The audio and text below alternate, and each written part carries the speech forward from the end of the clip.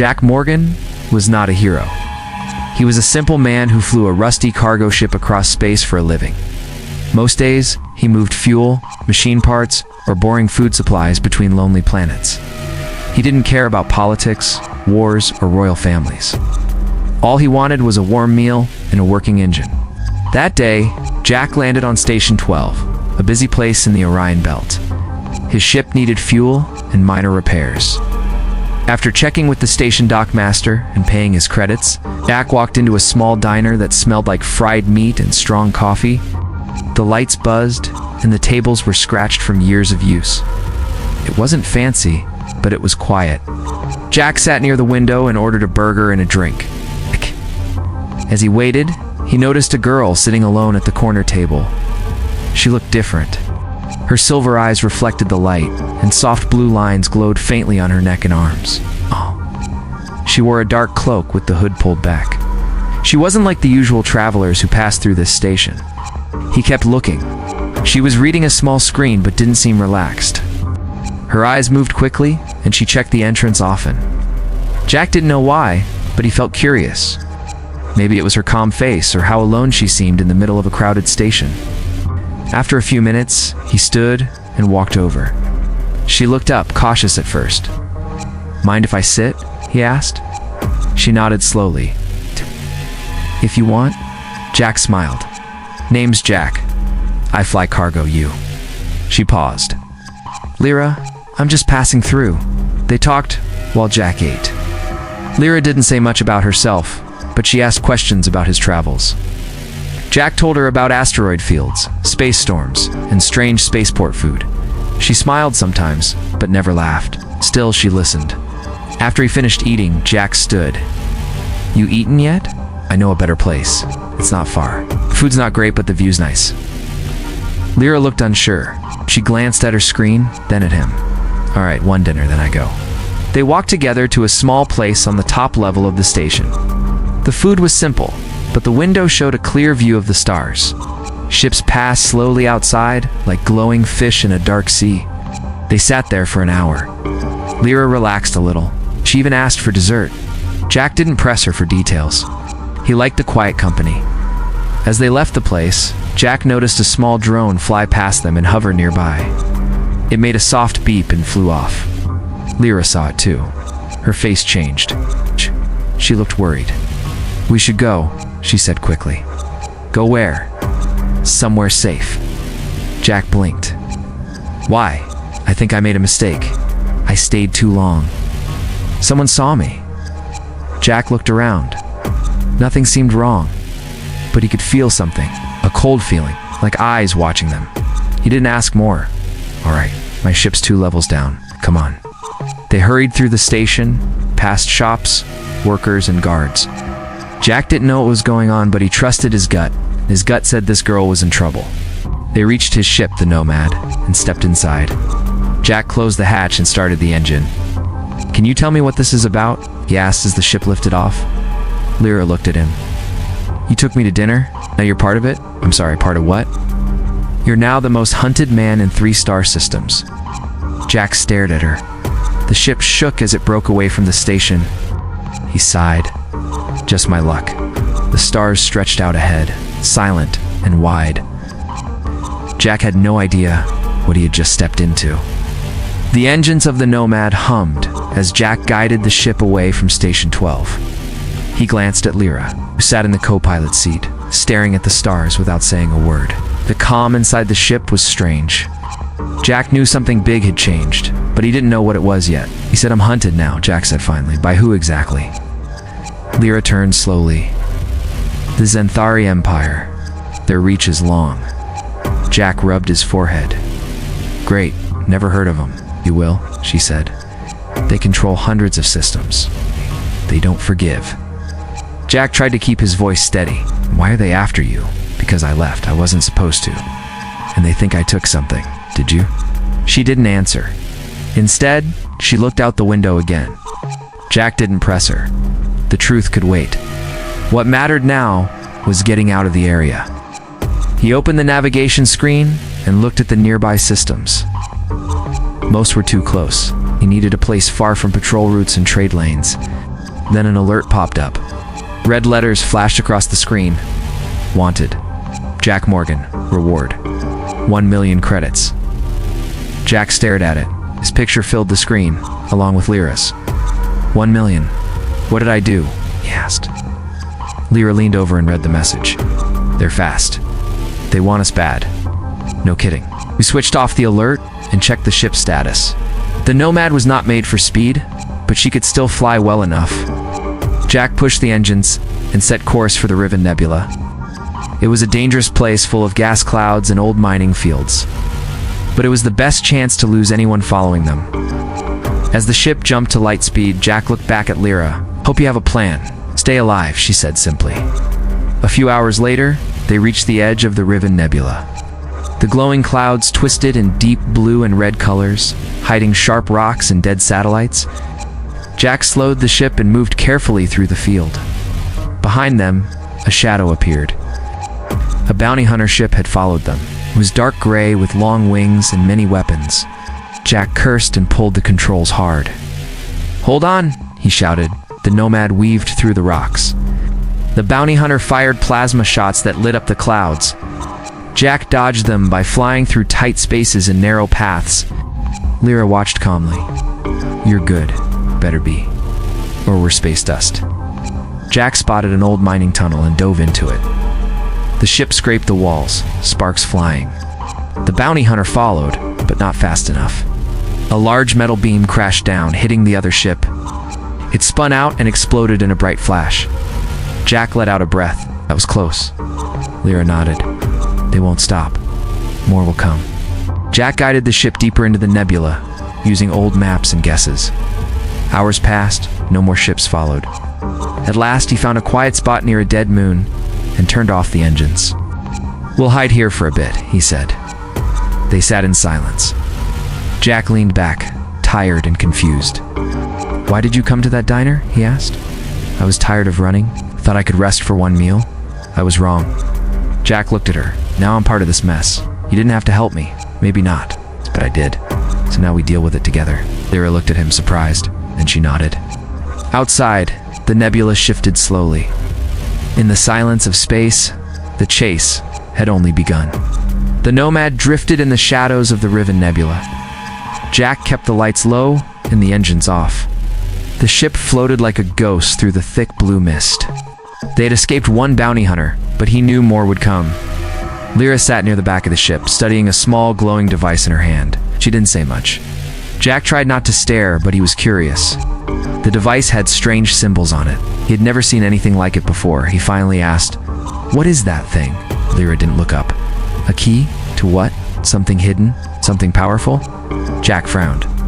"You know, that answer doesn't make me feel any safer." She looked at him. "You shouldn't feel safe. Not out here." Jack sighed. "Fair enough." He checked the ship's systems. The fuel was low and the shields were weak. He needed to find a place to land and make repairs.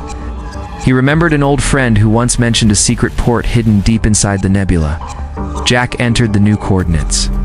There might be a station nearby, not on any charts. Old smugglers used to hide there. If it's still active, we might get supplies. Lira didn't answer, but she nodded. The Nomad moved slowly through the gas clouds. Bright lights flashed in the distance, but they kept their path steady. Then Jack saw a dark shape up ahead. It was a small asteroid, and built into its side was a metal door. A blinking red light shone beside it. "And that's it," Jack said. He sent a signal. After a moment, the door opened and the Nomad entered. Inside was a hidden dock lit by yellow lights. Its old ship sat in the corners, broken and silent. Jack landed the Nomad and turned off the systems. They stepped out carefully. The air smelled of oil and metal. A short man with a thick coat stepped out from the shadows. His face was rough, and he had a long scar on his cheek. "Jack Morgan," the man said. "I never thought I'd see you again." "Hello, Ben," Jack replied.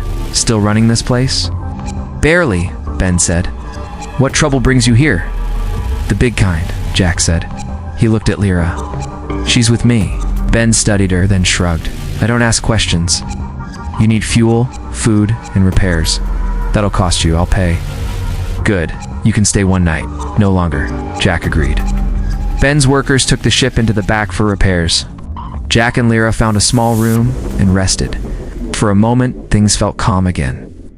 Later that night, Lira stood by the window, looking at the nebula outside. Jack walked over. "You ever stop moving?" he asked. "I can't, not yet," she said. "You still haven't told me why they want you so badly." "Because I'm not just running from them," she said. "I'm trying to stop them." Jack looked confused. "Stop them from what?" She held up the glowing device.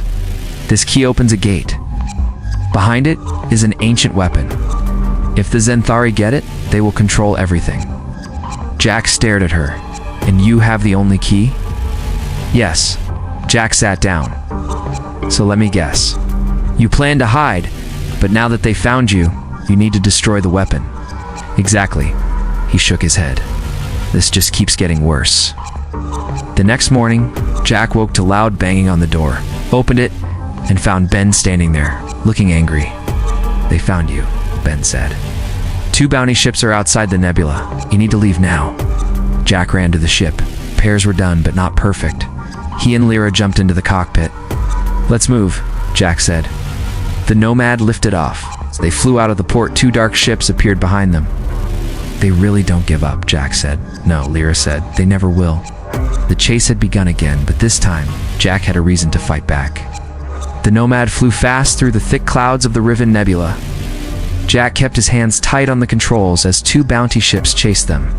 The enemy ships fired blasts of red energy. Each one missed by just a little. Jack twisted the ship hard to the left. "They're getting closer," Lira said from the co-pilot seat. "I can see that," Jack said, trying to keep calm. The ship shook as a blast hit the side. A warning light flashed. "Shields are down to 40%, Lira said. "We can't take much more," Jack replied. He spotted an opening in the nebula and flew through it. On the other side was open space. Ahead, a small planet circled a dying sun. Jack smiled when he saw it. "That's Haven Rock," he said. "An old outlaw station. You might find help there." Jack pushed the engines. The Nomad sped toward the planet. The 2 bounty ships stayed close, but didn't fire. Maybe they didn't want to hit the station. That gave Jack a chance. He landed on the edge of the city, where the buildings were made of scrap metal and old ship parts. The station was full of smugglers, traders, and people who didn't ask questions. Jack and Lira stepped off the ship. They walked through the busy market streets until they reached a small repair shop. A woman stood at the door, arms crossed. She had short, dark hair and a scar above one eye. "Jack Morgan," she said. "Didn't expect to see you here." "Hello, Nora," Jack said. "We need help. Fast." Nora nodded. "Come inside." They entered the shop. Tools and wires hung from the walls. 2 young workers fixed a broken engine on a table. "What kind of help?" Nora asked. "Fuel, supplies, maybe a few upgrades. We're being hunted." Nora looked at Lira. "She's the reason, right?" Jack didn't answer. Nora didn't press. "I can get you what you need," she said, "but it won't be cheap." "We'll pay," Jack said. Nora nodded. "Good. Leave the ship here. I'll get started. You 2 should rest." Jack and Lira found a small room above the shop. It was quiet, and for the first time in days, Jack felt like he could breathe. But Lira sat by the window, looking out at the stars. "Do you trust her?" she asked. Jack thought for a moment. "I used to. She helped me out more than once." "People change," Lira said. "I know," Jack replied. Later that night, down in the shop, Nora sat alone. She looked at a screen showing Jack and Lira's faces. Next to it was a bounty offer. 1 million credits, enough to buy her freedom from the station. Enough to leave her past behind. She sent a short message to the Bounty Guild. "They're here. Come fast." The next morning, Jack woke to the sound of alarms. He jumped out of bed. Lira was already up, holding the glowing device in her hand. "They're here," she said. Jack ran to the window. 3 bounty ships were landing outside the station. Soldiers in black armor marched toward the shop. "Nora sold us out," Jack said. Lira didn't look surprised. They rushed downstairs. Nora stood there, her face tense. "I didn't want to," she said, "but the price was too high." Jack didn't answer, grabbed Lyra's hand and ran. They pushed through the back door and into the alley. The sound of boots echoed behind them. Jack fired his old blaster at a stack of crates, blocking the way. They reached the Nomad. The repairs were done. Jack jumped into the pilot's seat. "Hold on," he shouted. Lira sat beside him, holding the device close. The Nomad lifted off. Bullets and blasts flew past, but they made it out. Jack set a new course. "Where to now?" Lira asked. "Somewhere far," Jack said. "Somewhere we can plan our next move." The stars stretched ahead again. They had escaped one trap, but many more waited. The Nomad flew through deep space, far from known trade routes. Jack had picked a direction at random and kept flying until the ship's fuel was almost gone.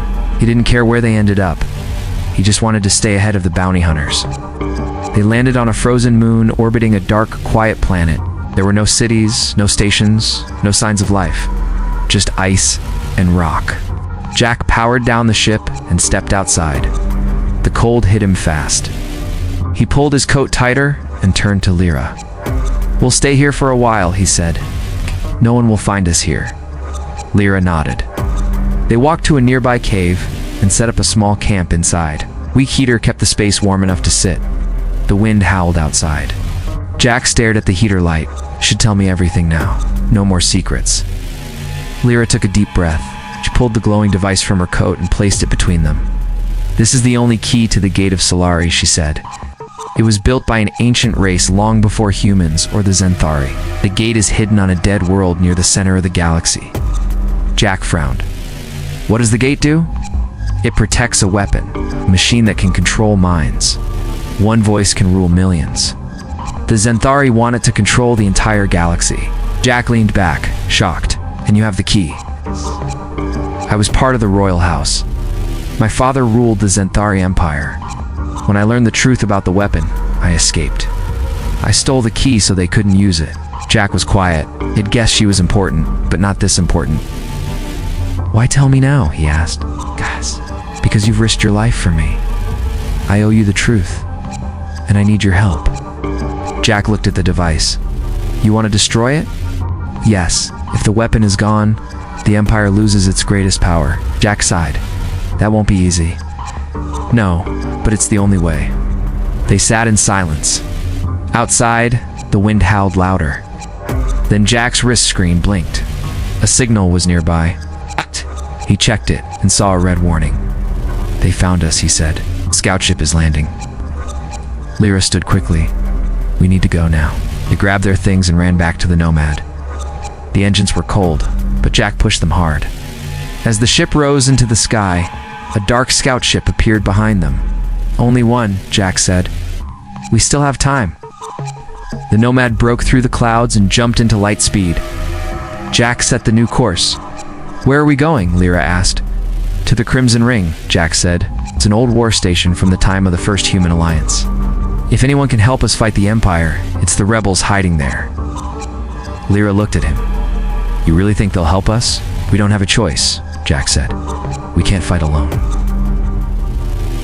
The journey to the Crimson Ring took 2 days. They passed through abandoned sectors, silent wrecks of war, and broken satellites. Finally, they reached the edge of a red dwarf star. Orbiting it was a massive ring-shaped station, old but still alive. The Nomad sent a signal. After a pause, a voice replied.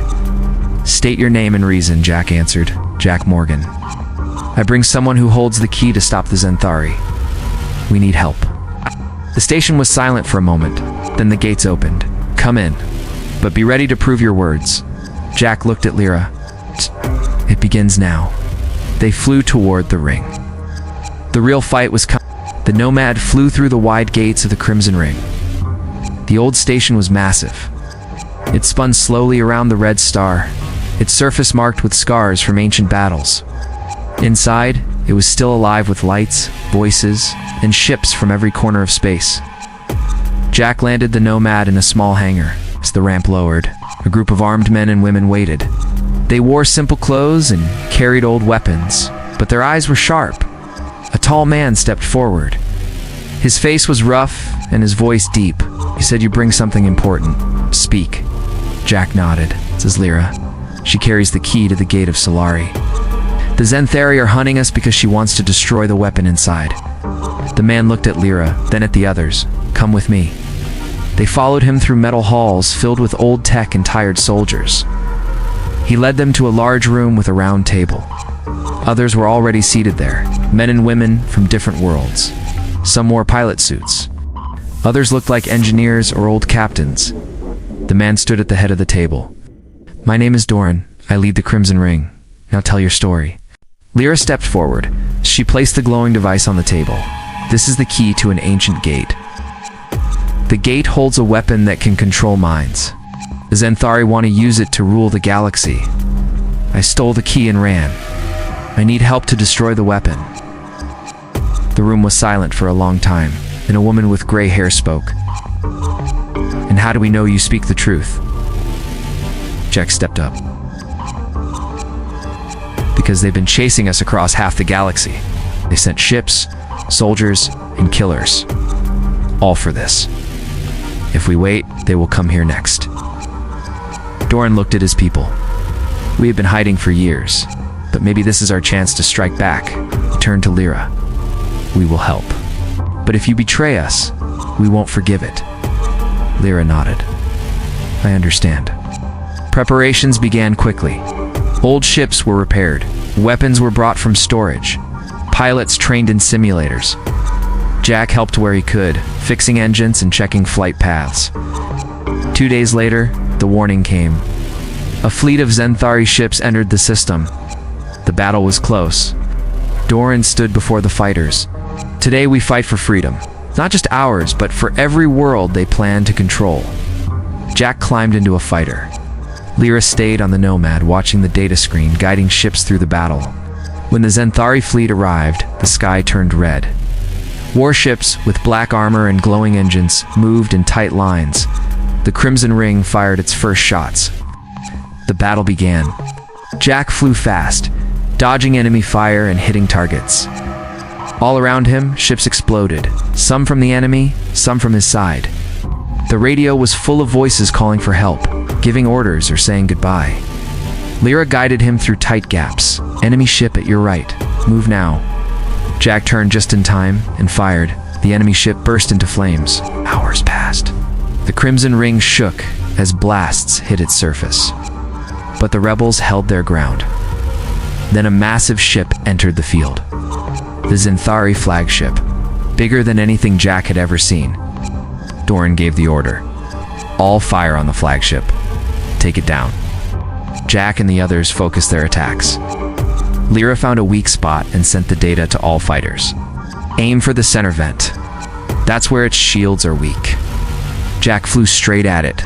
Fire burned around him. He reached the vent and fired all his weapons. The blast hit hard. The ship shook, then exploded in a wave of light. The rest of the Zenthari ships began to retreat. Cheers filled the radio. Jack returned to the Crimson Ring. The station was damaged, but still standing. People hugged, cried, and cheered. Lira met him at the dock. "You did it," Jack smiled. "We did it, but it's not over yet. We still have to destroy that weapon." Lira nodded. One last step. They looked out at the stars. The final mission was ahead, and they were ready. The Crimson Ring was quiet after the battle. Ships floated in orbit, many damaged but still flying. Inside the station, people worked to repair systems, treat the wounded, and prepare for what was coming next. Jack and Lira stood in front of the Nomad, both looking tired but determined. "We won the battle," Jack said, "but now comes the hardest part." Lira nodded. "We have to reach the Gate of Solari. We have to destroy what's inside." Doran gave them supplies and a team of 2 rebel scouts to help. The Nomad left the station and headed toward the Galactic core. The flight was long and dangerous. They passed strange planets, glowing gas clouds, and fields of broken ships from forgotten wars. Lira used the key to guide them. The device glowed brighter as they moved closer to the gate. Jack noticed her growing more quiet. He knew she was thinking about her people, her father, and everything she had left behind. After 4 days, they arrived at a dead world. It had no light, no life, and no sound. But in its orbit was a massive ring-shaped structure made of black metal. It looked older than anything Jack had ever seen. "That's it," Lira said. "The Gate of Solari." The Nomad moved closer. Strange signals filled the radio, like whispers in the dark. One of the rebel scouts shivered. This place feels wrong. They found a landing pad near the center of the ring. Lira took the key and walked toward a tall door made of dark stone. Jack followed, his blaster ready. The two rebels stayed behind to watch the ship. The door opened slowly as Lira held up the key. Inside was a huge chamber filled with floating lights and machines that looked half alive. In the center stood the weapon, a glowing orb covered in strange symbols. "This is it," Lira said. The voice engine. With it, one person can control minds across systems. Jack stepped forward. "Can we destroy it?" "Yes, but I have to do it from inside. The key must be placed at the core." Jack looked at her. "And what happens to you?" She didn't answer. "No," he said. "There has to be another way." Lira smiled. "You gave me hope, Jack. You showed me people can fight back. If I don't do this, all of that means nothing." Jack looked at her for a long moment, then handed her the key. She stepped into the center of the orb. The lights around her turned red. The gate shook. Outside, the rebels watched as the sky turned bright. Inside, Lira placed the key in the core. A wave of energy shot through the chamber. The machine screamed. The orb cracked. "Allah!" Jack pulled her out just in time. The whole room began to fall apart. They ran back to the ship. The Nomad lifted off as the gate exploded in a flash of light. Pieces of metal flew in every direction. Back in space, the rebels cheered. The weapon was gone. Jack looked at Lira. She was hurt, but alive. "You did it." She smiled weakly. "We did it." They returned to the Crimson Ring. The news spread fast. The Xanthari fleet had pulled back. Without the weapon, their control weakened. Rebellions began across many systems. Jack and Lira stood on a high platform, watching ships fly freely through space. "What now?" Jack asked. "We keep flying," Lira said. "There's still work to do. But now we have a chance." He nodded. "And this time, we choose our own path." The stars stretched out before them, bright and open. A new story was waiting to be written.